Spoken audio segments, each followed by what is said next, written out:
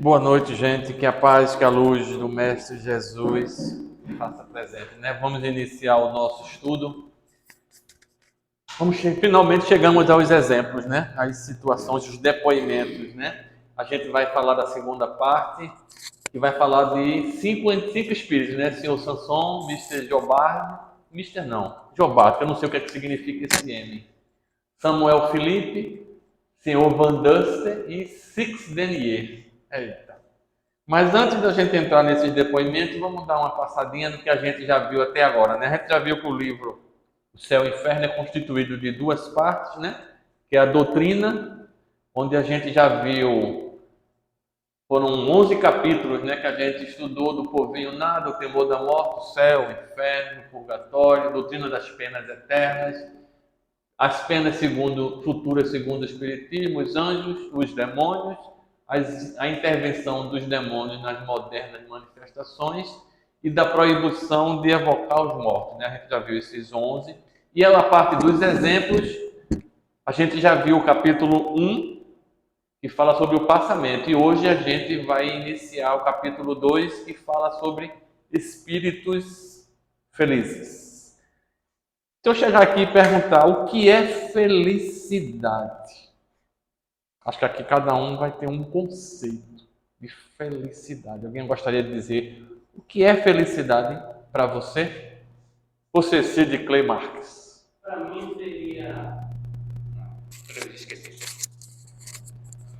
É estar bem comigo mesmo, estar bem com as pessoas que eu amo, é poder realizar sonhos no momento em que nós estamos nesse plano físico, porque nós precisamos ainda. Sonhos materiais. Sonhos materiais ainda, né? Não no sentido do apego, mas no sentido de vivenciar o que nós ainda precisamos vivenciar. Mais ou menos assim, Ricardo. Cláudio? Felicidade eu entendo, né? Antigamente eu pensava que felicidade era a gente conseguiria alcançar ela aqui, né? A gente encarnado, eu conseguiria ter aquela plena felicidade e sempre eu ligava a situações materiais, né? Um bom emprego, ter uma boa condição financeira, ter muitos amigos, poder viajar, ter toda essa situação, né?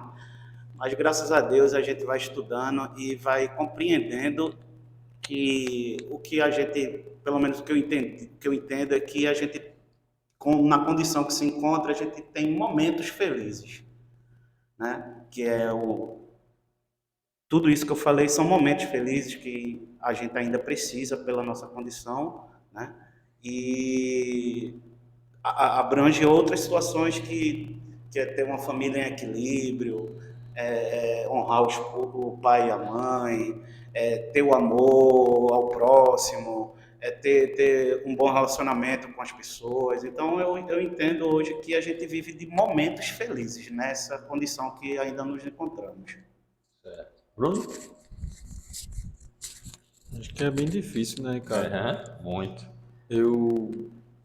Eu acredito que felicidade, do meu ponto de vista, né, está muito mais relacionado da proximidade da gente com Deus, né? Do conhecer das suas leis e entender o que de fato é real. E quando a gente entra para isso do que é real, aí eu digo, eu não sei. Eu tenho momentos alegres, né? Me sinto bem estando com aquelas pessoas que me são caras.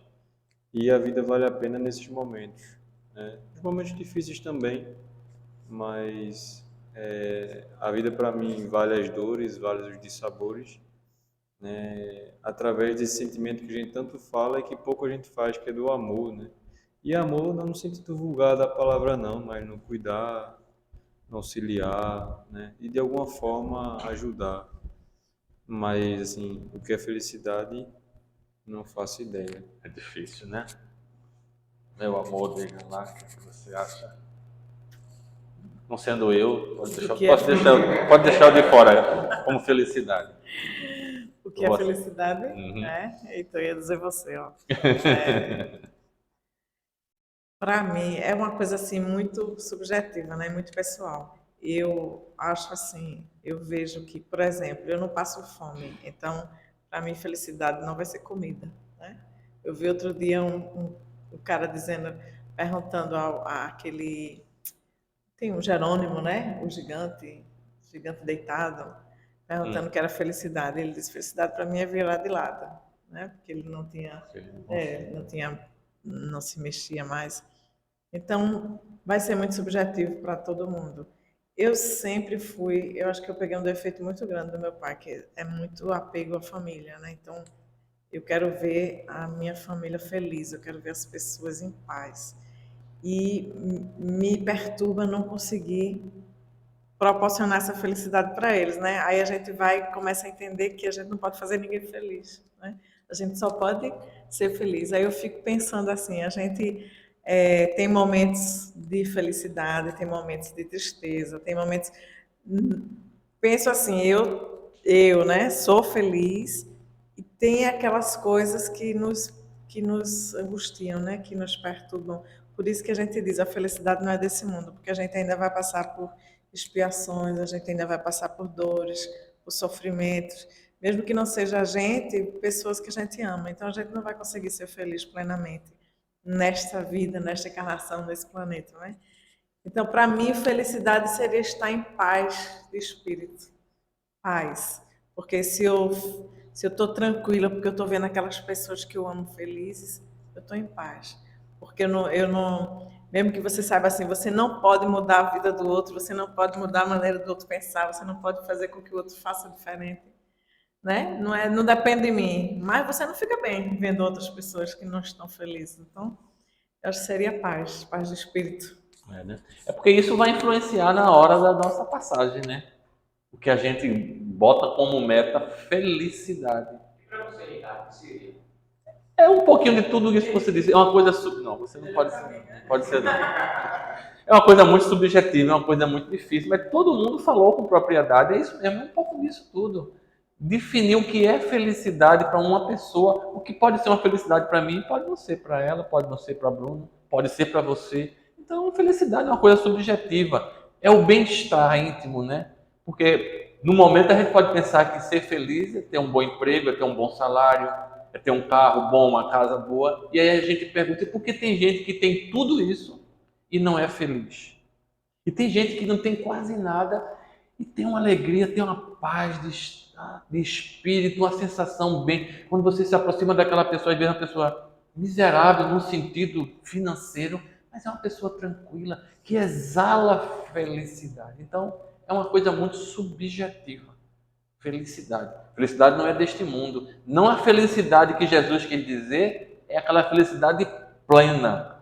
Nós temos momentos felizes aqui. Temos momentos que da nossa família, na hora de comprar um carro, na hora de comprar uma casa, uma roupa, a gente fica feliz. E também temos momentos de tristeza, de angústia. Uma pizza, né? Um sushi, né? Sushi, né? É bom. Então, são tudo isso. A gente não vai viver a vida nossa aqui na Terra só de felicidades e também só de tristezas, né? Ela vai oscilando, né? Ainda bem que oscila, né? Porque se ficar só feliz nesse sentido material seria um vazio, né? Para essa felicidade que Jesus diz que não é deste mundo, a gente está em busca dela. Mas a gente vai lá no dicionário e ele define felicidade, qualidade ou estado de feliz. Estado de uma consciência plenamente satisfeita, satisfação, contentamento, bem-estar. O dicionário diz que felicidade é isso. E foi um pouco que todo mundo aqui disse, nós dissemos. Aí a gente vai um pouquinho na história. Confúcio enfatizou o dever, a cortesia, a sabedoria e a generosidade como elementos que permitem a uma existência feliz. Veja, dever, cortesia, sabedoria, generosidade. Cortesia, dever para com o próximo, cortesia para com o próximo e conosco também, né? Sabedoria na hora de saber, conosco e para com o próximo. Então, veja que a relação dele é bem ampla da felicidade. Buda, para o budismo, a felicidade é a liberação do sofrimento. Liberação é esta obtida através do nobre caminho do ortopo, que é o equilíbrio, né? A busca do equilíbrio. Segundo o ensinamento budista, a suprema felicidade só é obtida pela superação do desejo em todas as suas formas. Então, Buda botou como equilíbrio. As coisas materiais são importantíssimas, mas a gente não pode viver para as coisas materiais somente. As coisas espirituais são importantíssimas, mas a gente também não vai viver só para o espírito, esquecer que a gente precisa da matéria porque estamos encarnados, temos relação com a matéria. Então, a palavra-chave é equilíbrio. Fala, Bruno. Sim, essa questão aí que Buda falou, né, sobre a questão, a suprema felicidade só é obtida pela superação do desejo em todas as suas formas. Se a gente for para a filosofia, eu acho que é Platão, né? Platão ele define amor como desejo, né, e desejo é sempre algo, aquilo que a gente não tem. Então, tudo que eu não tenho, eu vou desejar. No momento que eu tenho, eu deixo de Eu deixo de desejar. dar valor, né? Então, eu deixo de ser feliz ou de amar, né? E isso tem muito, eu acho que isso liga muito com a questão do espiritismo, essa parte de Buda aí, porque quando a gente supera, né, a questão do desejo, que são justamente as necessidades físicas, a gente está se impondo sobre a matéria, né? E a gente vê, por exemplo, como a gente trabalhou e tem o livro dos Espíritos lá, quando fala da escala dos Espíritos, né, que a matéria não influi mais sobre o Espírito completamente puro, Jesus. E aí eu traria também o Evangelho, em que ele diz que a felicidade não é deste mundo, mas em raríssimas ocasiões aconteceu de seres que aqui na Terra foram felizes. E Jesus Cristo é um deles, né? E só para curiosidade mesmo, Confúcio e Buda são apóstolos, não é apóstolos não. Discípulos? Meu Deus, discípulos não. Secretário de Jesus, alguma coisa assim. Secretário, um ministro de Jesus. São ministros, eles, Confúcio, Buda, Sócrates, quem fala isso é o próprio Emmanuel, né? São espíritos muito evoluídos, mas muito evoluídos mesmo. São top ali junto de Jesus? Não, Não, um pouquinho não, abaixo, né? abaixo. Tão baixo, né? Mas são top. Vamos ver outro. Epicuro, é isso mesmo a pronúncia? Epicuro? Epicuro, filósofo grego que viveu nos séculos 4 e 3 a.C., defendia que a melhor maneira de alcançar a felicidade é através da satisfação dos desejos de uma forma equilibrada, que não perturbe a tranquilidade do indivíduo. Mais uma do equilíbrio. Tudo na vida é equilíbrio. Quando a gente quer demais uma coisa e bota como nossa felicidade a obtenção daquilo, a gente fica doente e fica com a felicidade, em busca dessa felicidade que a gente não alcança, e quando alcança, como o Bruno disse, alcancei. Meu sonho é comprar um carro zero, aquele modelo X, tal. Quando eu compro, parece que, né, não era aquilo que eu esperava, né? Então essa busca que a gente faz sem o equilíbrio. Vamos ver outro. Aristóteles dizia que a felicidade pode ser atingida pela prática do bem. Ó, já deu uma, né? Praticar o bem sempre vai trazer paz de espírito, vai trazer tranquilidade interior. Outro. Augusto Comte enfatizou a ciência e a razão como elementos que deveriam nortear o ser humano na busca da felicidade. Ele é materialista, esse cara sabe dizer, não pesquisei sobre ele, mas ele buscou a ciência e a razão como caminho para a busca da felicidade. Ele foi bem. Mas por que você acha que ele seria materialista? Não, porque ciência e razão, não. Sim, pode ser. A sociedade ela vai ser justamente para ser Tá certo. E tem um que a gente conhece um pouquinho, defendeu o amor, Jesus, né? Defendeu o amor como elemento fundamental para se atingir a harmonia em todos os níveis, inclusive no nível de felicidade individual. Então a gente está vendo, né? Bem ao próximo, equilíbrio, amor, prática do bem, ciência, razão. Veja, o conjunto para sermos felizes não é uma coisa isolada, são vários fatores que vai nos trazer essa felicidade, né? A obtenção dessa felicidade. A gente está chegando, e por que espíritos desencarnam felizes e outros não tão felizes, né? É como foi que aquele espírito viveu a sua encarnação, é que vai dar vai desembocar nessa situação de felicidade e sofrimento.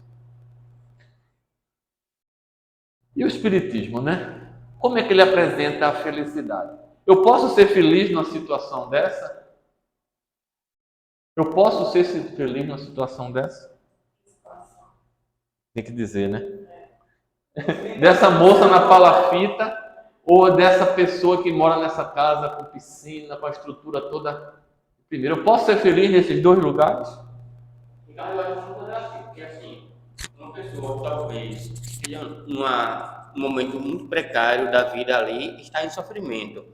Mas talvez aquela pessoa que está ali seja feliz porque tenha um teto para morar. Não, como eu disse, né? A felicidade é uma coisa muito subjetiva. Ela pode ser muito feliz nessa palafita? Pode. E aqui a pessoa que mora nessa casa com piscina pode ser uma pessoa profundamente infeliz. Então não é o bem material que vai dar a felicidade. É como eu trabalho esse bem material. Como é que a minha cabeça trabalha em relação a isso que eu possuo, que eu tenho ou que eu não tenho, ou que eu almejo a ter. Então o Espiritismo vai nos trazer alguns pontos para que a gente analise. Aí a gente vai lá na Revista Espírita de 1860, né? É assim, o desejo de ser feliz é inerente à criatura humana. Nós buscamos a felicidade. Isso é inerente, é natural nosso. E o Espiritismo auxilia nessa busca. O Espiritismo, bem entendido, bem compreendido, bem debatido, ele auxilia muito isso. Na concretização desse objetivo. Porque as suas diretrizes morais do Espiritismo permitirão a exata compreensão do que é a verdadeira felicidade e quais são os meios eficazes de atingirmos esse estado da alma. E ele continua na revista. Nessa revista, né, com a matéria O Espiritismo em 1860, onde afirma que as ideias espíritas progridem e auxiliam o indivíduo a compreender o futuro. Não um futuro de desgraça ou de felicidade advinda de privilégios, mas um futuro racional, decorrente das nossas ações e escolhas feitas na atual reencarnação. Escolhas que nós fazemos aqui e agora vai repercutir na nossa infelicidade ou nossa felicidade. Afastando dessa forma a incerteza sobre o futuro. Porque quando a gente raciocina, a gente tem a razão e a gente entende todo o bem que eu faço, todo o mal que eu faço, todo o apego que eu tenho ou o desapego que eu tenho, vai me dar uma certeza no futuro. Porque ele diz que a incerteza sobre o futuro, diz ele, é sempre um tormento, portanto um obstáculo à felicidade. Quando a gente tem dúvida de uma coisa que vai acontecer, nós somos apreendidos, né? E a gente não consegue chegar a essa felicidade, é um obstáculo. E ele continua, sem essa visão correta do futuro e das leis divinas, Kardec afirma que a pessoa não terá motivação para ver o bem do próximo, não terá resistência para enfrentar as privações e, no afã de ser feliz, desejará gozar, ter o que os outros possuem, se preocupar apenas em ter, tornando-se ávido, invejoso e egoísta, e não se tornará verdadeiramente feliz, porque o presente lhe parecerá curto. Então, aqui e agora, eu tenho que viver, eu tenho que gozar, eu tenho que possuir, e o que o outro tem, eu desejo, eu cobiço e eu quero para mim, porque eu não sei o que vai acontecer amanhã, eu não sei se eu vivo, se essa teoria que a vida continua é verdade, e começam as incertezas, as inseguranças, e a pessoa fica em busca dessa felicidade aqui e agora e não alcança essa felicidade. Ô Ricardo, mas uma pessoa dessa, como você está falando aí agora, olha, assim, não seria uma pessoa que quer ser feliz, é uma pessoa que tem inveja da felicidade do outro, né? Eu acho que ele não quer ser feliz. Ele está com inveja pelo que o outro tem e ele não tem, né? Não tem. Mas ele acha que se comprar aquele bem que aquela pessoa comprou, por exemplo, ele vai ser feliz. Eu quero gozar. Eu tenho que ter aquilo que o outro tem. O invejoso, ele vive num tormento eterno. O invejoso, ele quer sempre ter o que o outro tem e ele nunca é feliz, porque às vezes ele consegue e não é feliz. E segue o texto assim, aí conclui Kardec, né? Repetimos que a principal fonte do progresso das ideias espíritas está na satisfação que proporciona aos que se aprofundam na matéria, né? A matéria do estudo, e que nelas vem algo mais do que fútil passatempo.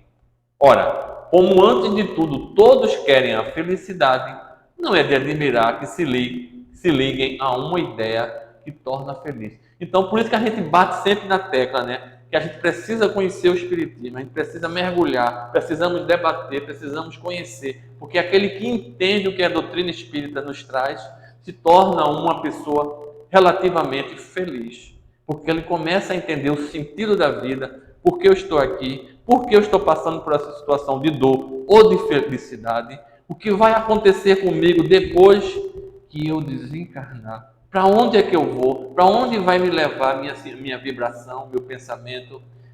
Para onde é que eu não posso ir? Quem vai me receber? De que forma? Porque a doutrina traz toda essa bagagem de conhecimento. Traz tudo isso, mas desde que a gente interprete, estude e entenda o que está acontecendo. Porque muitas vezes a pessoa estuda e não entende o que está lendo. Então é importante estudar. Continua Kardec. O Espiritismo progrediu principalmente desde que melhor compreendido em sua essência íntima. Desde que se viu o seu alcance, pois toca na corda mais sensível do homem, a de sua felicidade, mesmo neste mundo. Então o Espiritismo ele vai num ponto que todo ser humano quer, é ser feliz. E ele explica como é que a gente vai chegar a essa felicidade. Por isso que ele diz que toca num ponto-chave da nossa caminhada. Assim sendo, percebemos que o Espiritismo, na sua missão de iluminar consciências e destruir o materialismo, tem ajudado a criatura humana a entender e a construir a própria felicidade. Então, como a Michelene falou, eu queria que meus familiares fossem todos felizes. Mas ela não vai conseguir isso, porque nós não conseguimos fazer o outro feliz. Nós temos que buscar a nossa felicidade e ajudar o outro a ser feliz. Mas se o outro quiser, se o outro não quiser, a gente não vai forçar ninguém a ser. A gente tem que se conformar e buscar o nosso melhoramento e estar sempre aberto a estender a mão àquele que quer ser socorrido. Porque tem aquele que está passando sofrimento, diz que está querendo ser socorrido, mas na verdade ele não está querendo. Então é a história do buraco, como um palestrante, acho que foi até esse palestrante que teve terça-feira aqui agora, que ele falou, né? Acaba estar dentro do buraco, você não vai entrar num buraco para tirar ele. Não entre, porque se você entrar, então ser dois dentro do buraco não vão conseguir sair.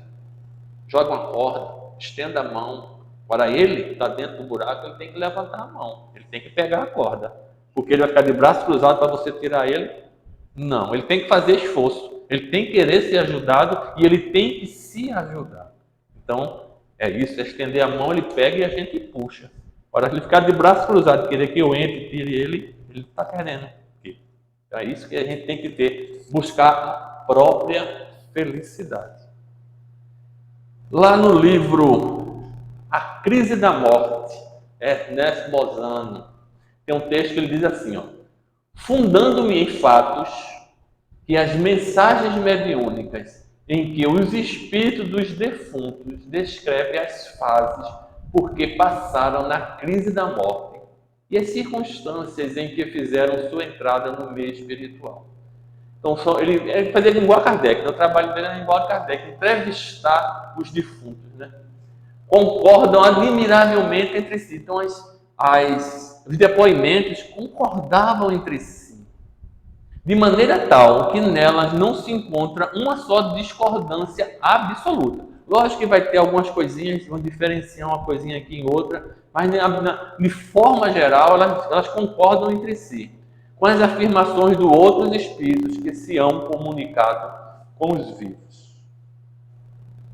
São estes os detalhes fundamentais a cujo respeito se acham de acordo os espíritos autores das mensagens, salvo sempre inevitáveis exceções, que confirmam a regra e que, por vezes, intervêm modificando, restringindo, eliminando algumas das experiências habituais, inerentes à crise da morte, ou então determinando a realização de outras experiências desabituais do período de início da existência espiritual. Então, ele, na análise dele, no estudo, ele destacou alguns detalhes que aconteciam com os espíritos, as formas como eles desencarnavam, o que é que eles diziam. Ele juntou isso e trouxe nesse livro essas opiniões, né?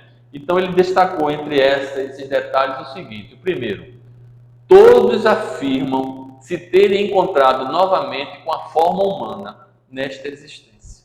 Por que será que eles pensavam o quê? O espírito é o quê? Clarão, uma luz, né? Uma faísca. Será que quando a gente desencarnar ia ser uma faísca, só uma luz, um clarão, uma luz brilhando redonda, sem forma, sem nada, né? E ele viu que a forma humana permanecia.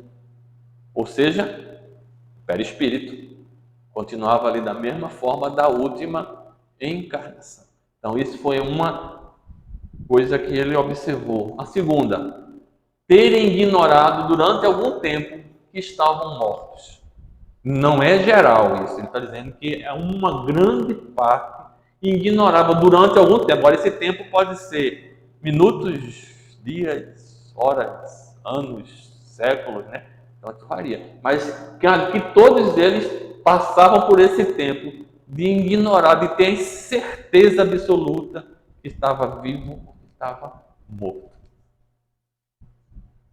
Haverem passado no curso da crise pré-agônica, antes, né, ou pouco depois da morte, pela prova da reminiscência sintética de todos os acontecimentos da existência, que se lhe acabava, visão panorâmica ou epílogo da morte. Então eles tinham um resumão do que aconteceu, né, dos pontos chaves da sua existência, né?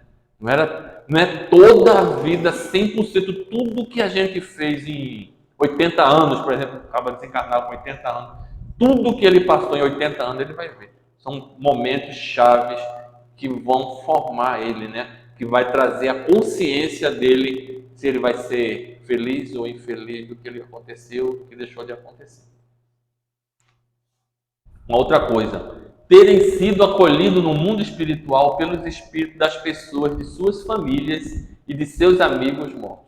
Como a gente, repetindo mais uma vez, não são todos, mas ele disse que com uma boa parte acontece isso. Vai depender muito da nossa vida, como foi que nós vivemos aqui e como é que a gente vai para o mundo espiritual. Mas ele disse que uma boa parte deles eram acolhidos pelas famílias e por seus amigos desencarnados. 5, né? Haverem passado quase todos, por uma fase mais ou menos longa de sono reparador. Desencarnou e vai dormir. É um sono reparador. Quase todos. Então é bem deixar bem claro que eles não são todos. Porque não existe dois desencarnes iguais, né? Cada um vai ser de um jeito. Mas ele disse que observou bastante isso, que todos eles passavam por esse sono reparador. Terem se achado no meio espiritual radioso e maravilhoso, no caso de mortos moralmente normais, e no meio tenebroso e opressivo, no caso dos mortos moralmente depravados. Então, como a gente diz, né? Como é que a gente está vivendo aqui, é como a gente vai acordar do outro lado. O que é que a gente vai ver do outro lado é conforme nossa evolução moral. Ricardo, veja só. Se eu estiver passando, assim, adiantando muito, você me fala, tá? Se você for falar lá mais na frente. Quando a gente fala, Ricardo, de espíritos felizes, do que você está falando aí, esse sentido do desencarne deles, sentir-se feliz, seria um caso de ter passado essa existência dele, mesmo com dificuldade, mesmo com tudo que nós passamos. O desencarne para esse espírito seria porque ele passou com a consciência tranquila de não ter prejudicado, de não ter feito mal. Você imagina assim? Isso. É o nosso estado moral, a nossa consciência tranquila é que vai dizer como é que a gente vai acordar no mundo espiritual. É o que a gente fez aqui. Olhar para trás e não ter peso na consciência, ou ter bem menos do que alguns outros que têm um peso muito grande. Porque errar, a gente sempre erra, né? Por mais correto que a pessoa seja, sempre vai ter alguma coisinha errada, mas num peso relativo a gente vai ver que não tem tanta importância. Então o estado é a consciência. Consciência tranquila é que vai dizer o estado de felicidade ou de infelicidade que a gente vai ter. Só tem cuidado também, quando a gente fala de espíritos felizes, não é conquistado em uma só existência, né? É uma conquista bem longa. Então, para que a gente possa desencarnar como feliz, que é justamente o tema que o Ricardo vai trabalhar aí até o final do ano, né? É conquista de várias existências. E bota existência nisso aí. Mesmo um espírito como Jesus, que galgou sua evolução de uma forma mais reta, demora, leva um tempo. Seguindo o 6, 7, né? Terem reconhecido que o meio espiritual era um novo mundo objetivo. Olha o que Bruno disse na outra vez, sobre os fluidos. Que o mundo espiritual é um mundo objetivo, existe, toca, pega. Ele não é um mundo fluídico, não. Substancial, real, análogo ao meio terrestre espiritualizado.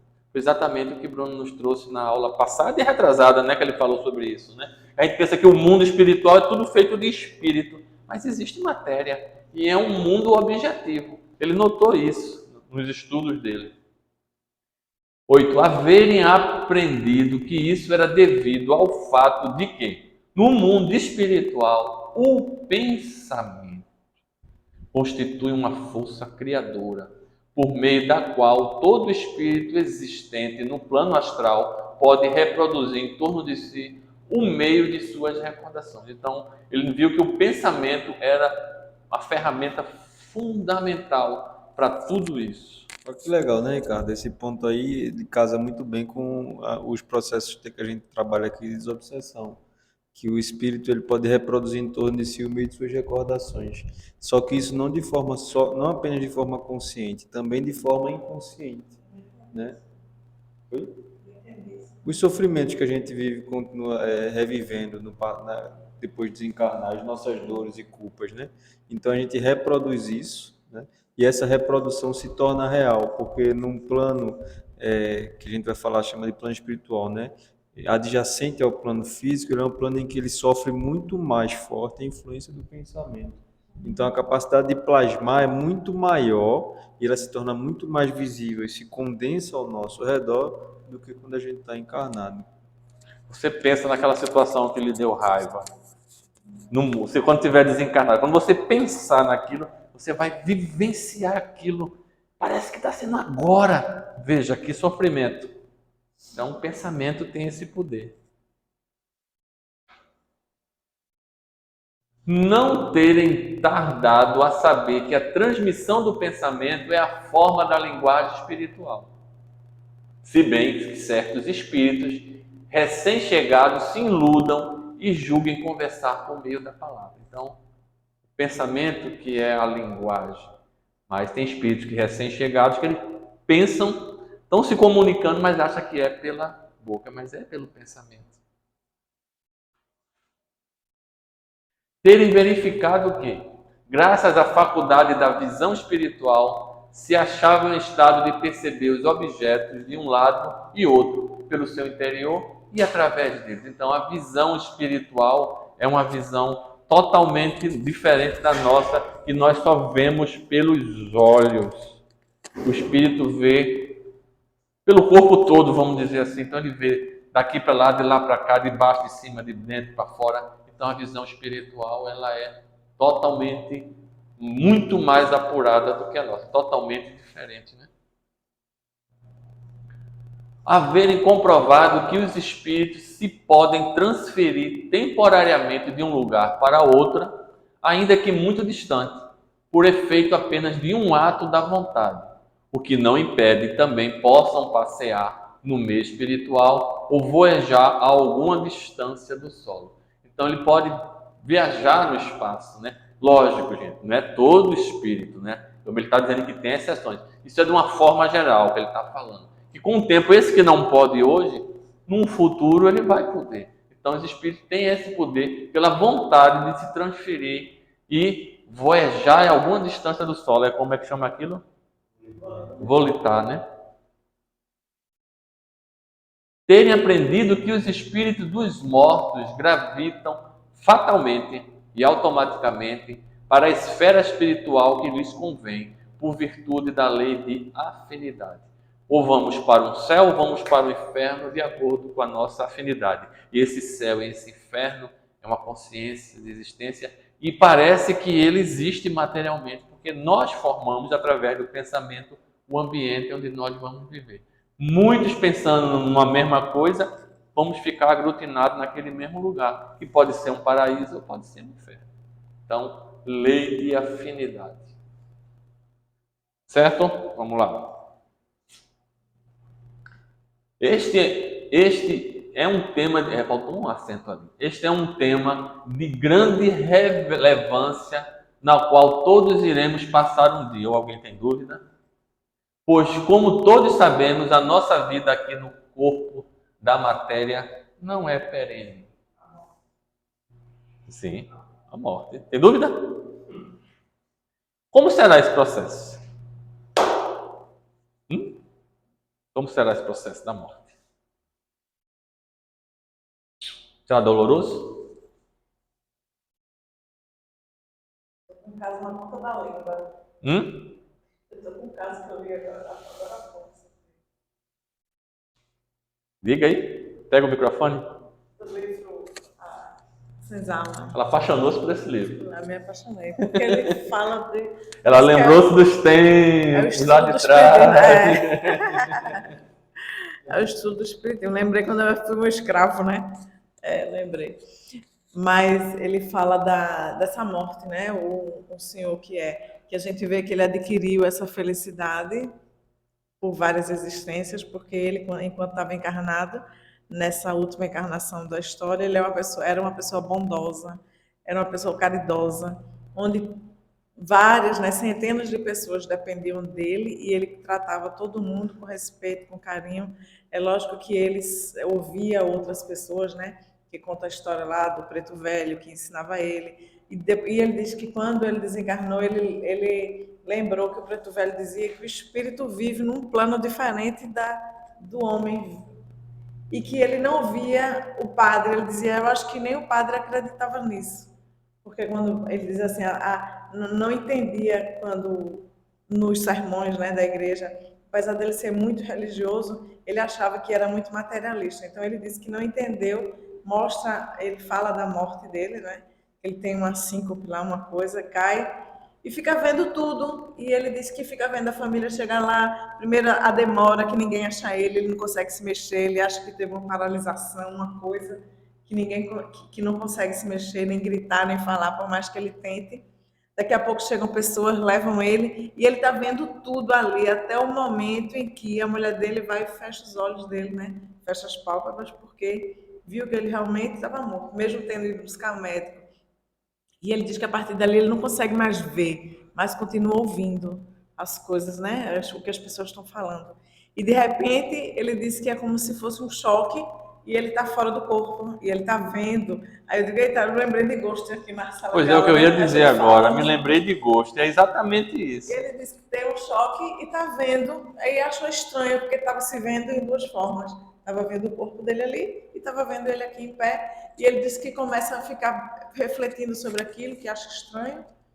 E de repente ele escuta a voz de uma pessoa familiar chamando por ele. Ele vê que é a mãe. Aí ele recorda aquela sensação, né, da mãe, ele pequeno e a mãe.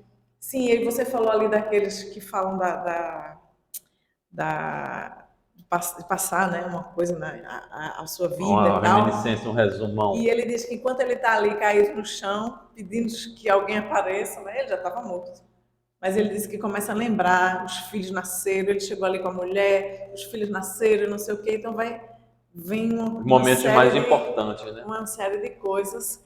E ele faz, meu Deus, eu estou doente, alguma coisa está acontecendo comigo, mas minha família vai conseguir resolver as coisas e tal. Fica assim, né, nessa história. É como se ele estivesse participando de tudo, mas aí depois, quando ele ouve a mãe, ele diz que normalmente começa a ficar entorpecido, vai sumindo a audição, o corpo dele, ele diz que vai adormecendo, a sensação que ele tem, né?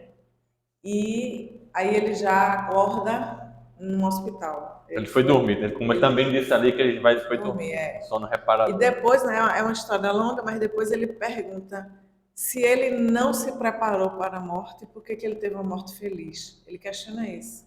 Ele disse, nunca pensei nisso, nunca pensei na morte, nunca conversei sobre isso, apesar de eu ouvir muito o Preto Velho falar sobre outro plano, mas ele disse, por que eu tive uma morte feliz se eu não me preparei para ela?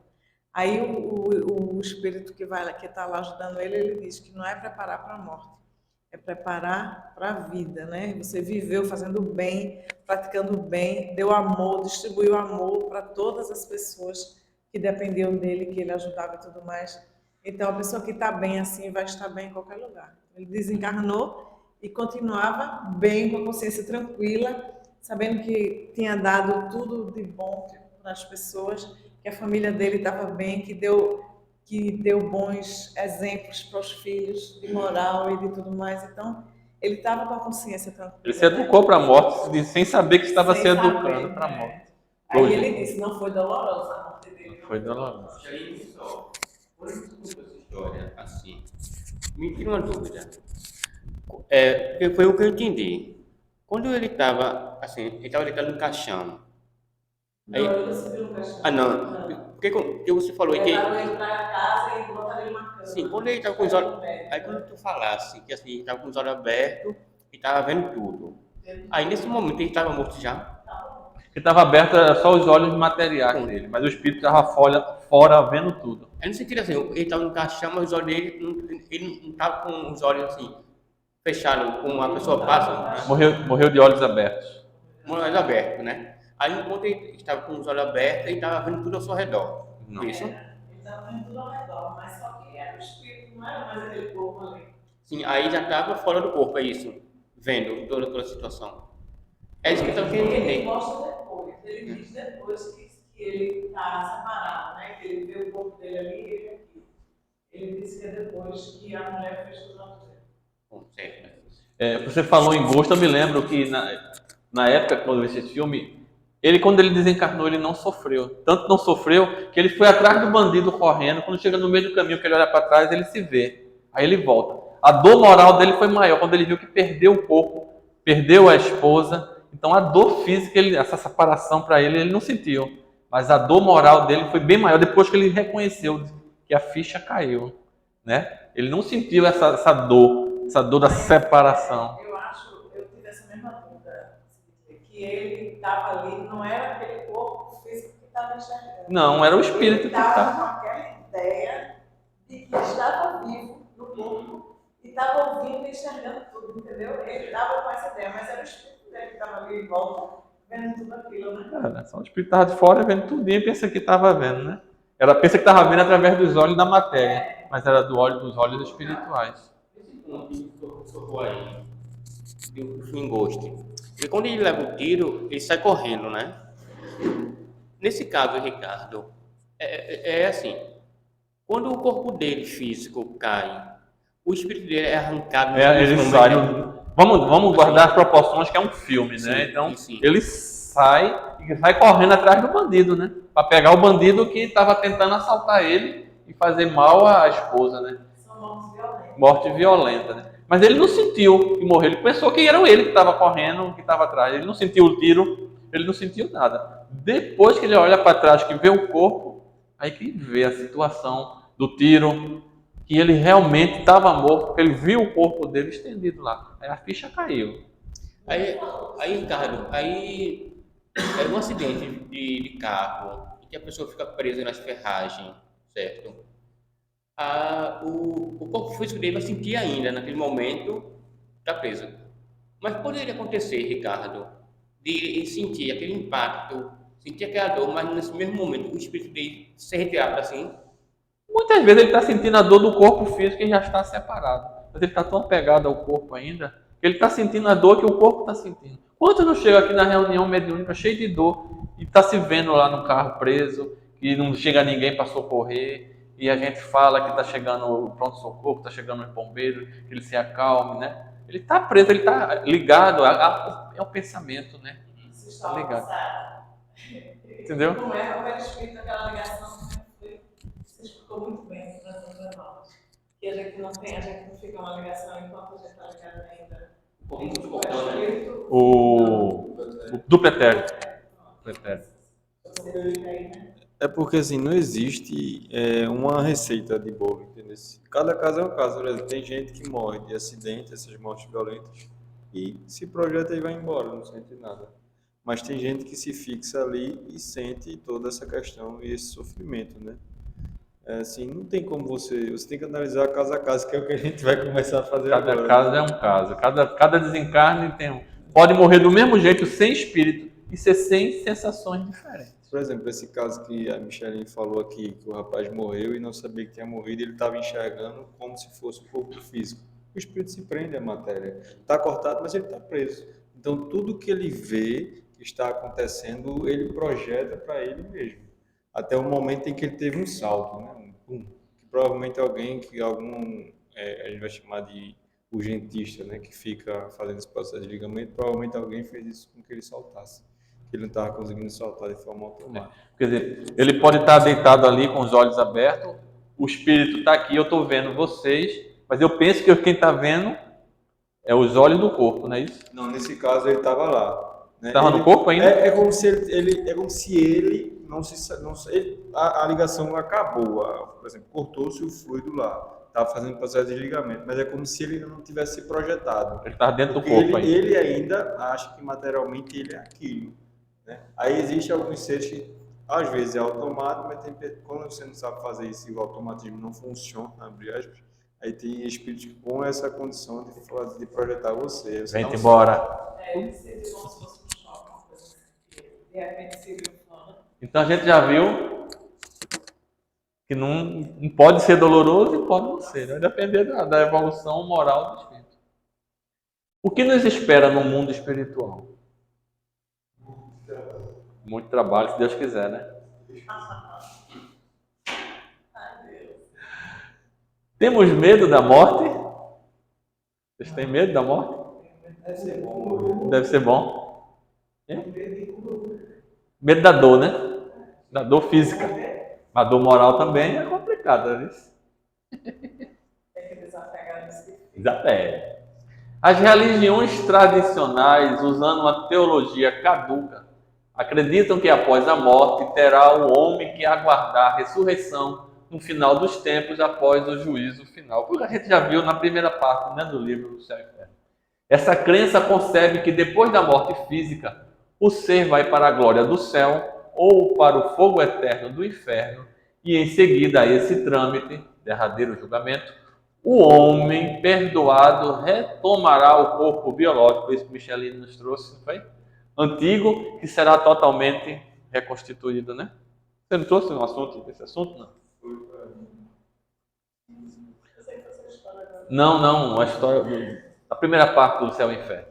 Ao observar melhor os fatos, percebemos que as religiões tradicionais nada respondem ao nosso espírito sobre a questão da vida após a morte. E ainda mais assustam seus adeptos com pavores da morte, do diabo, das penas eternas no inferno. Então a gente é mais aterrorizado do que ensinado, né? Em verdade, a morte biológica é um processo natural de mudança de dimensões. A repercussão do além-túmulo dependerão do maior ou menor desapego que vivemos no dia a dia. Pois quem vive a serviço do próximo, do rapaz que você falou, fazendeiro, dilatará a augusta liberdade da consciência no momento da desencarnação. E, obviamente, será o coroamento da sua vida dignamente vivida. Portanto, não haverá espaço para qualquer receio diante da fatalidade biológica da morte física. Esse rapaz viveu a serviço do próximo, então ele estava se preparando e não sabia para a morte. Homem que vive se comporta com o mal e acredita, se compromete com o mal e acredita no nada após a morte, sentirá todo o impacto frustrante na ocasião e após o desenlace sob a implacável dor moral, através do desfile de todos os terrores íntimos, como espelho da consciência culpada. Consciência culpada. O céu e o inferno são percepções de consciência individual, pois todas as ações afetivas da vida acarretarão inevitáveis consequências, boas ou más, considerando a vigência da lei de causa e efeito a que todos estamos submissos. Causa e efeito, gente, sexta-feira, 20 horas, a gente está estudando ação e reação, causa e efeito é a mesma coisa. Quem quiser participar, procura Bruno. Sendo assim, fujamos do mal, pois que ele nos acorrentará a sofrimentos angustiantes e busquemos auxiliar incondicionalmente o nosso semelhante, conforme como nos ensinou há 2000 anos o nosso mestre. Então, gente, foi um apanhado para a gente entender um pouquinho do que vamos entrar agora aqui nos depoimentos, para a gente saber que morte muda de um para o outro, situações. Vamos trazer 5 exemplos para que a gente possa debater um pouquinho, conversar, estudar. Eu tentei vários jeitos de trazer esse assunto, mas eu não tenho resumido, não. Eu trouxe os textos, eu sei muita coisa para ler, mas possa ser que eu leia uma coisa e passe despercebido. Você lê, já faltou isso aqui, a gente vai estudando em conjunto e vamos ver se vai dar certo. Olha que coisa legal. O homem que vive e se compromete com o mal e acredita no nada após a morte sentirá todo o impacto frustrante na ocasião. E após o desenlace sobre a implacável dor moral, através do desfile de todos os terrores íntimos com o espelho da consciência culpada. A gente vê, por exemplo, e não é incomum que isso aconteça, que muitas pessoas que não têm esse conhecimento da vida após a morte, né, quando desencarnam, por mais que sejam mal, elas continuam vivendo e caminhando e fazendo as suas coisas. A gente vê, por exemplo, nos livros de André, que ele mostra que, por exemplo, toda a região, que ele vai dizer assim, tem o seu duplo, né? Ou seja, Recife tem a cidade de Recife para cima e tem a cidade de Recife para baixo, a gente chama de duplo isso. E essas pessoas vivem. E muitas dessas pessoas que vivem nesse plano, né, que aí a gente vai dizer umbral, trash, tudo mais, elas não têm a consciência que morreram, né? Então, a questão da consciência culpada, ela leva tempo para a gente adquirir, porque a gente pensa que a consciência culpada é algo muito ruim, mas não, ela já é indício de uma evolução do ser. Porque quando você não tem conhecimento, quando você desconhece, nem isso ainda te perturba. Então você continua com dores, com problemas no mal e vivenciando e crescendo não, né?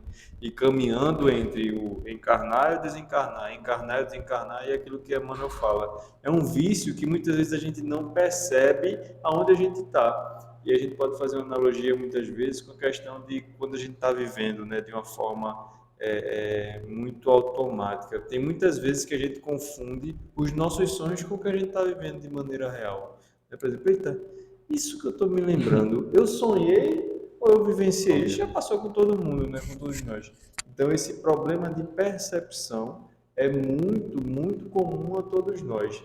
Que a gente entenda, essas coisas são verdades, é uma lei universal. Mas não acontece da noite para o dia. Não acontece do amanhã para o anoitecer ou do anoitecer para o amanhecer. Não. Leva um tempo. Existe um tempo de processo para que a gente possa progredir. E aí eu volto a dizer, sentirmos culpa, por mais que seja ainda uma característica de espírito de terceira ordem, é sim uma característica de evolução. Pois aqueles que são ignorantes nem culpa sentem porque não têm conhecimento das leis. Entendi. Então eu vou errando e achando que estou errando, estou maltratando e estou achando que estou certo, né? Porque a consciência não está... Quando a consciência começa a gritar, já foi um progresso, né? Aí comecei a entender que eu estava pisando no pé do camarada e o cabo estava sentindo dor. Então a gente agora vai começar com os depoimentos. Socorro, estava pedindo água.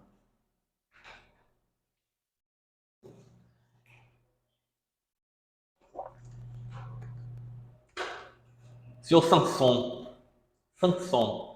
antigo membro da Sociedade Espírita de Paris, faleceu no dia 21 de abril de 1862, depois de um ano de atrozes padecimentos, prevendo a morte, dirigira ao presidente da sociedade uma carta com o tópico seguinte. Então, antes de morrer, né, ele vinha um ano sofrendo, e ele escreve uma carta antes do desencarne.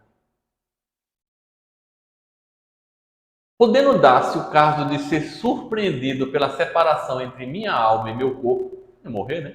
Ocorre-me reiterar-vos um pedido que vos fiz há cerca de um ano, qual o de evocar meu espírito o mais breve possível, a fim de, como membro assaz inútil da nossa sociedade, poder eu prestar-lhe alguma coisa depois de morto, esclarecendo fase por fase as circunstâncias decorrentes do que o vulgo chama morte, e que para nós outros, os espíritas, não passa de uma transformação segundo os desígnios insondáveis de Deus, mas sempre útil ao fim que ele se propõe. Além deste pedido, que é uma autorização para me honrar com essa autópsia espiritual, talvez ineficaz em razão do meu quase nulo adiantamento, humildade dele, e que a vossa sabedoria não consentirá ir além de um certo número de ensaios, fazer algumas tentativas, né? Porque ele se achava que não ia ter condições de se comunicar.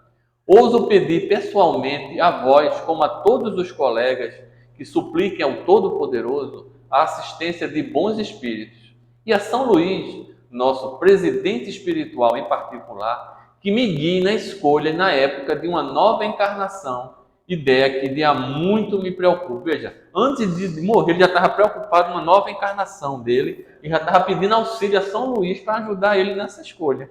Veja como ele acreditava na doutrina espírita, como ele tinha certeza absoluta do que estava acontecendo e do que ia acontecer. Ele não tinha dúvida nenhuma. Arreceio-me de confiar demais nas minhas forças espirituais.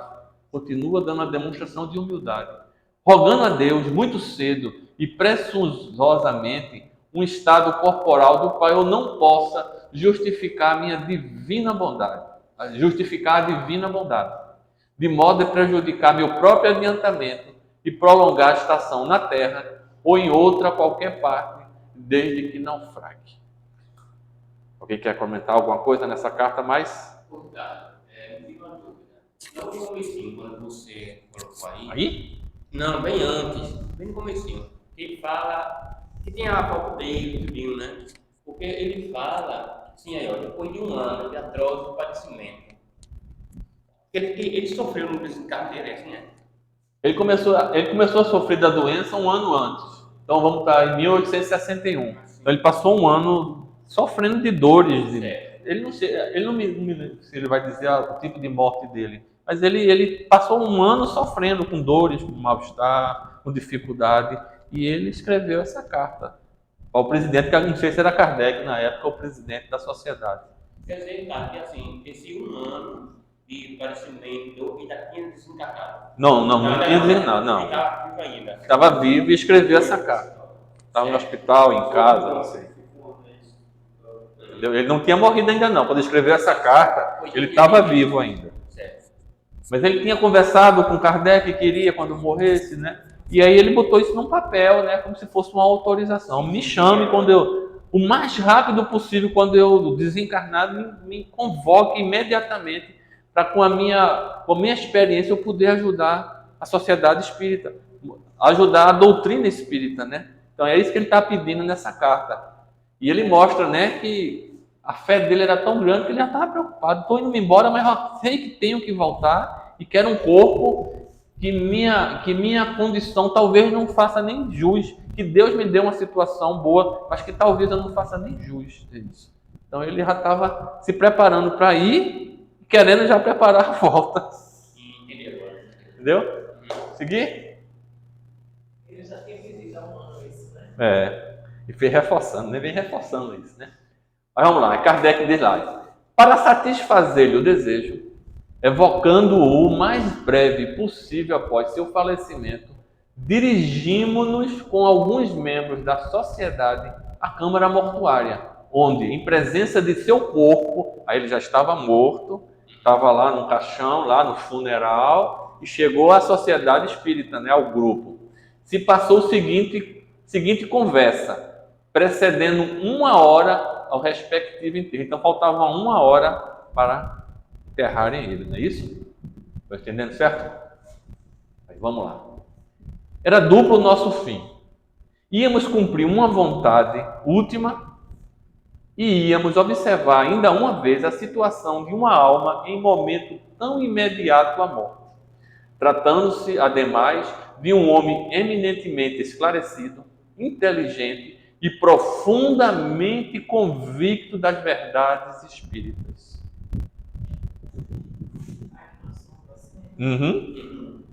Íamos, enfim, colher suas primeiras impressões à prova de quanto, sobre o estado do espírito, pode influir a compenetração dessas verdades.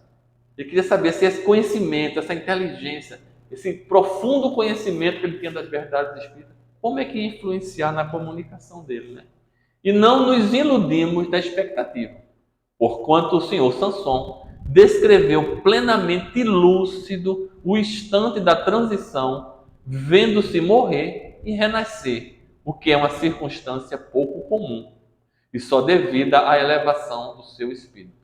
Não quer dizer que ele era um espírito de luz, né, altamente, mas ele tinha um conhecimento, ele levou uma vida em equilíbrio, uma vida praticando o bem ao próximo, tinha esclarecimento, tinha inteligência e tinha convicção nas ideias espíritas. Então fez dele essa elevação espiritual.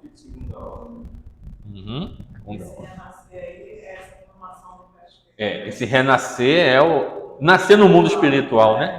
Eu nascer no mundo espiritual. Então vamos lá, a primeira evocação. Foi no dia 23 de abril, né? Lá, 2 dias após a morte.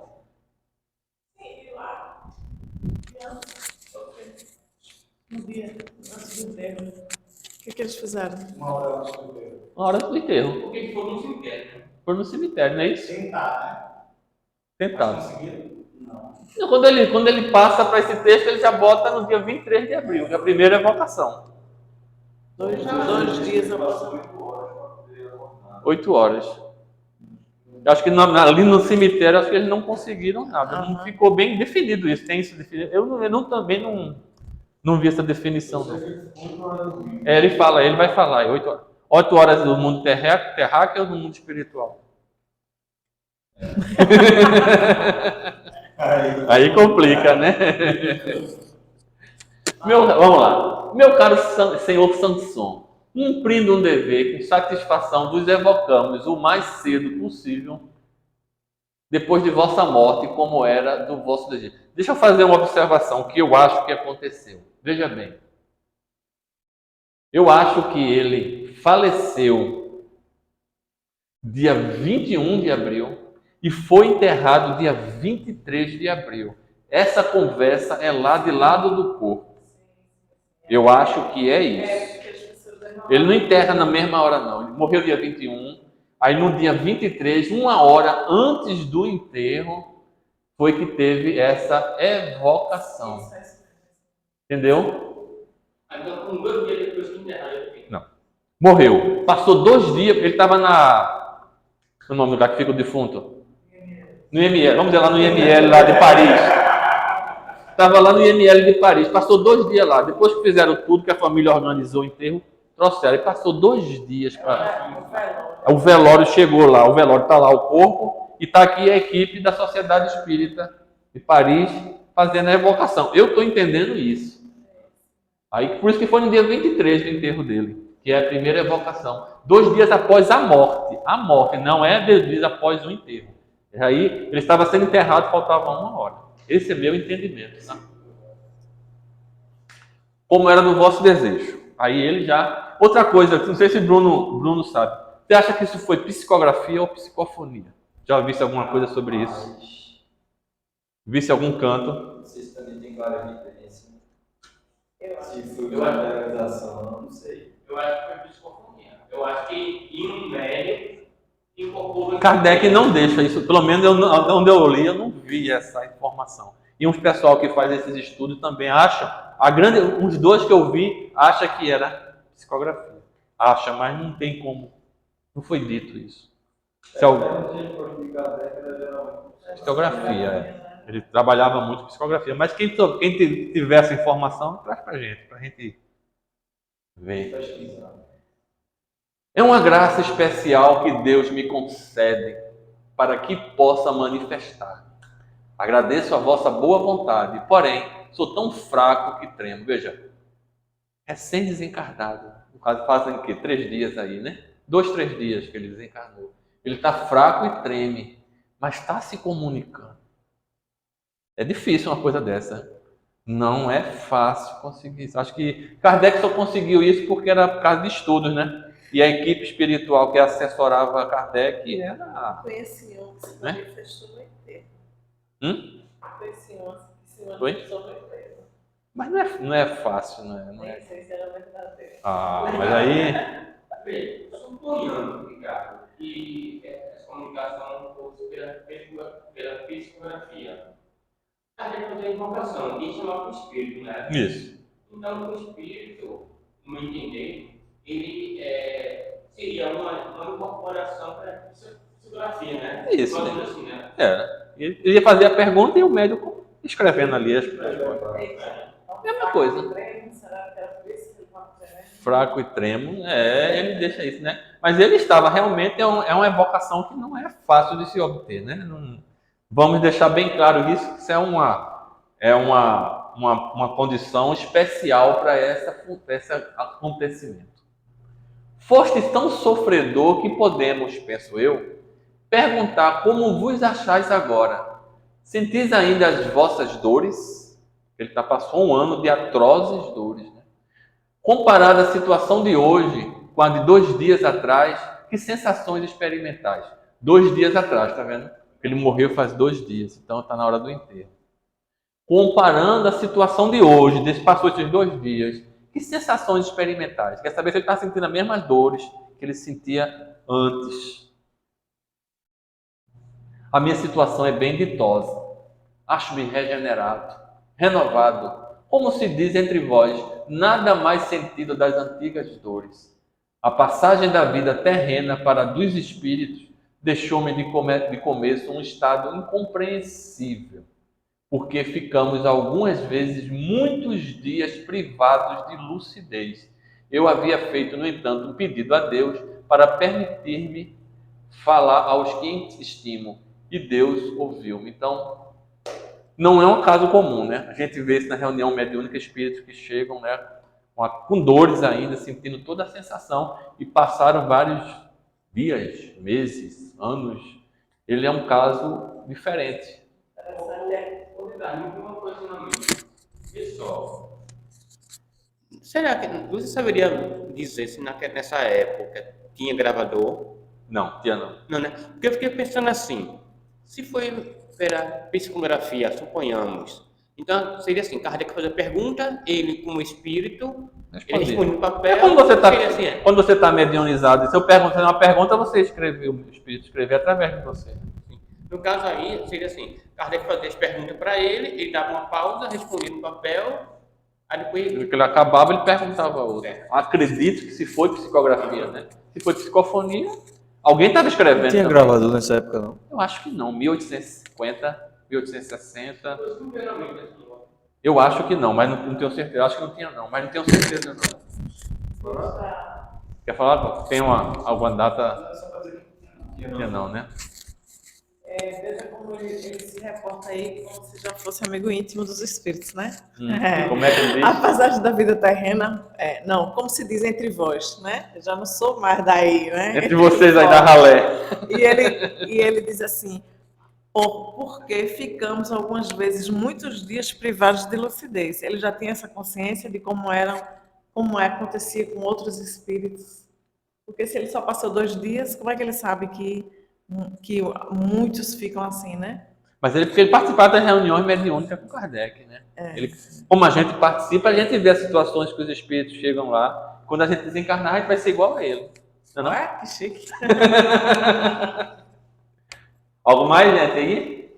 Só para Diga aí. confirmar, para completar o teu questionamento, eu fui dar uma pesquisada aqui, foi Thomas Edison em 1877, ou seja, foi depois Pertinho, disso, né?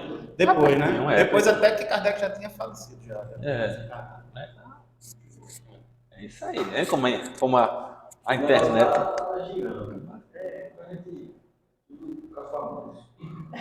ao fim de quanto tempo recobrastes a lucidez das ideias? É aí que o bicho pega. 8 horas. Agora ninguém sabe que 8 horas é essa, né, Bruno? Deus, repito. Mas para ele é 8 horas do mesmo jeito. Para ele é 8 horas, mas passei. Entendeu? Tipo, passa 8 horas, foi 8 horas Foi para ele, né? Vamos comparar lá a Terra, será que foi mesmo? Mas para ele foi. Ele falou, Deus, repito, deu-me uma prova de sua bondade maior que o meu merecimento e eu não sei como agradecer. Então, depois de 8 horas, ele já estava com as ideias mais ou menos lúcidas, né? Deus queira que a gente consiga, pelo menos, nem que seja 16 horas, né? O dobro dele já está de bom tamanho, né? Dormir é focar, viu? Ele morreu às 4 da tarde e às 8 da noite ele também já lúcido, assim, mais ou menos assim. Pelos cálculos que ele está dizendo aí, é. se a gente fosse fazer a transição, Ricardo, de relatividade usando o nosso lado, é exatamente 2 dias. 2 dias que é o que ele está falando 8 vezes agora, 6, né? 48. 24 48. É o que tá, talvez esteja lúcido agora, né? Nas 8 horas dele, né? Por exemplo, 8 horas se for, né? Uhum. Que a gente fez lá no nosso barco, é um sexto. Um passeio. Aí seria 8 vezes 48 dias. C vezes 8, 48, é isso aí. Aí vamos dar uma chegadinha no livro dos Espíritos, na questão 155. Kardec diz que a observação demonstra que, no instante da morte, o desprendimento do perispírito não se completa subitamente, que ao contrário se opera gradualmente e com uma lentidão muito variável conforme os indivíduos. Cada caso é um caso. Em uns é bastante rápido, que é o caso dele, podendo dizer-se que o momento da morte é o da libertação, com apenas algumas horas de diferença. Em outros, naqueles sobretudo cuja vida foi toda material e sensual, o desprendimento é muito menos rápido, durando algumas vezes dias, semanas, meses, anos, séculos. É, com efeito racional, conceber-se que, quanto mais o espírito se acha identificado com a matéria, quanto mais apego tiver, tanto mais penoso lhe seja separar-se dela. Ao passo que a atividade intelectual e moral, a elevação dos pensamentos, opera um começo de despreendimento, mesmo durante a vida do corpo, de modo que, chegando à morte, ele é quase instantâneo. Certo, gente? 155, Livro dos Espíritos. Isso é o comentário de Kardec. Continua lá na evocação, lá do lado do funeral. Estás bem certo de não pertencerdes mais ao nosso mundo? No caso afirmativo, como comprová-lo? Então ele quer saber se ele realmente tem ciência que ele morreu. Porque chega espírito aqui que acha que não morreu. Será que ele não está em dúvida? Será que ele não está viajando na maionese, como se diz, né? E se tiver mesmo, como é que tu prova que tu estás morto? Engraçado isso, né?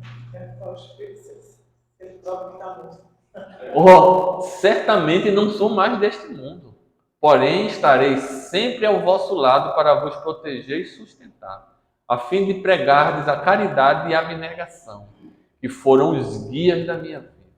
Depois ensinarei a verdadeira fé, a fé espírita, que deve elevar a crença do bem e do justo.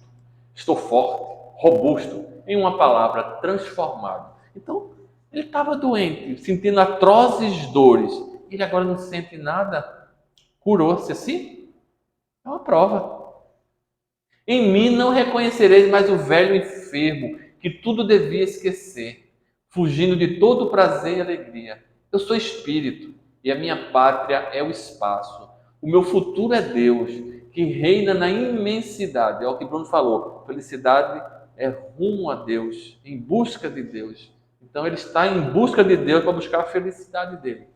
Desejar a poder falar a meus filhos, ensinar-lhe aquilo mesmo que sempre desdenharam acreditar. Aí chega um ponto na gente que a gente se sente bem com a doutrina espírita e a gente quer que os nossos entes queridos participem desse banquete e eles não querem.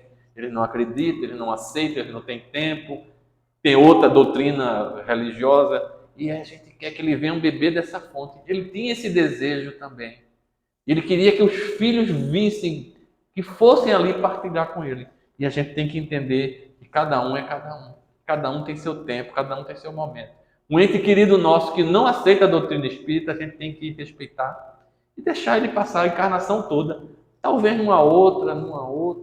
Ninguém sabe. Ou nessa mesmo ele mude. Então, ele fala bem isso aí, deixou bem claro essa tristeza, essa mágoa. Acho que seria uma mágoa, né? Que ele queria que os filhos bebessem dessa fonte e eles não quiseram. Dói na alma. Dói na alma, né? Porque vem a criatura passando por situações que a doutrina espírita ia aliviar e a pessoa não quer beber aquela água, não é isso? E você se sente de mãos atadas. Mas isso é a vida. Que efeito vos causa o vosso corpo aqui ao lado? Tá vendo? O corpo estava ali. Ele está ali, o corpo, o espírito está aqui se comunicando. Que impressão te dá esse defunto aqui, esse corpo, essa matéria aqui do teu lado? Rapaz, ele vinha na carne mesmo, né? Perguntava, sabe? Meu corpo, pobre, mísero despojo. Volve ao pó, enquanto eu guardo a lembrança de todos que me estimaram. Veja essa pobre carne decomposta, morada que foi de meu espírito, provação de tantos anos. Obrigado, mísero corpo, pois que purificaste o meu espírito, o meu sofrimento 10 vezes bendito. Veja como ele aceitou a dor. Como ele aceitou o sofrimento, ele entendeu. O que ajudou ele foi a doutrina espírita. Ele entendeu que todo aquele sofrimento, ele está agradecendo o mal que ele passou, ele foi vítima, porque purificou o espírito dele. Será que nós estamos nesse preparo já? Um ano de atrozes sofrimentos. De estila, né? Deu-me um lugar bem meritório. Por isso que tão depressa posso comunicar-me convosco. Então, gente, é resignação. Ele entendia por que estava passando. Sabia que tinha débitos, tinha compromisso, tinha alguma coisa que ele fez e precisava se reequilibrar com a justiça divina. Então ele entendeu o sofrimento dele, não se revoltou, não maldisse a Deus e cumpriu a missão dele pacificamente. Alguém quer acrescentar alguma coisa aqui? Está mostrando macabro, né? Ma- Está mostrando macabro. Você vê isso no filme, dentro do cemitério, invocando um espírito, mostrando macabro, assim, né? Lá na frente ele achou que não poderia fazer porque tinha outras pessoas que não eram espíritas e não iam estranhar isso, né? Mas, olha, 159, Livro dos Espíritos. Que sensação experimenta a alma no momento em que reconhece estar no mundo dos espíritos? Quando ela cai a ficha e diz, poxa, morri. Que sensação experimenta? Kardec pergunta, a espiritualidade responde. Depende. Se praticaste o mal, impelido pelo desejo de o praticar, no primeiro momento te sentirás envergonhado de o haveres praticado. Com a alma do justo, que é o caso de nosso companheiro Sanson, as coisas se passam de modo bem diferente. Ela se sente como que aliviada, de grande peso, pois que não teme nenhum olhar investigador. Ele se enquadra nessa segunda situação. O outro não, que praticou mal e queria praticar de propósito, esse vai ser complicada a situação dele. Conservaste as ideias até o último instante, a tua lucidez até o momento da morte. Como é que foi? Conservaste tudo? Sim, o meu espírito conservou as suas faculdades, e quando eu já não mais via, pressentia. Toda a minha existência se desdobrou na memória, e o meu último pensamento, a última prece, foi para que pudesse comunicar-me convosco, como faço agora. Em seguida, pedi a Deus que vos protegesse para que o sonho da minha vida se completasse. Então, veja, se desdobrou na memória, no último pensamento dele. Ele começou a se lembrar de tudo. E rogou, ele queria, veja como ele era obstinado. Ele queria essa comunicação, ele queria ajudar a doutrina espírita. Ele queria, era uma meta que ele tinha de ajudar. gente vai parar por aqui, né? É, né? Pergunta séria. Bom, gente. Não, quinta-feira ainda continua, tem mais coisa aí. Mais 4 comunicações ainda, né? Tem mais 4. Se Deus quiser, vamos Então assunto. vai ter outro. Ricardo passou o resto de dezembro. Gente, obrigado aí pela ajuda, pela vibração. Que a gente continua aí na quinta-feira que vem, se assim Deus permite. Bem, então vamos agradecer, né? Nosso amigo aqui, Glaucio, pediu para fazer a prece de encerramento, então. Olha! Senhor Jesus, estamos aqui para agradecer por mais esse estudo na noite de hoje, que nos ajuda a nos esclarecer sobre essa obra maravilhosa que é o estudo do livro Céu e Inferno, e que possamos, Senhor, voltar para nossas casas em Tua santa e divina paz. Vamos assim agora fazer a prece Pai Nosso para encerrar. Pai nosso que estás no céu, santificado seja o vosso nome. Venha a nós o vosso reino. Seja feita a tua vontade, assim na terra como nos céus. O pão nosso de cada dia que nos dais hoje, perdoai as nossas dívidas, à medida que perdoarmos a quem nos tem ofendido. Não nos deixes cair em tentação e livra-nos de todos os males, pois é teu o poder, o reino e a glória para todos sempre. Sendo assim, passo a palavra para o dirigente dessa noite.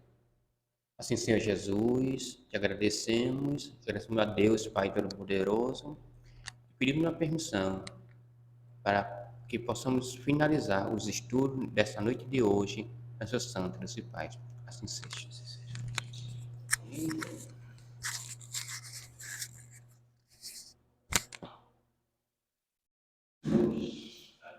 Valeu.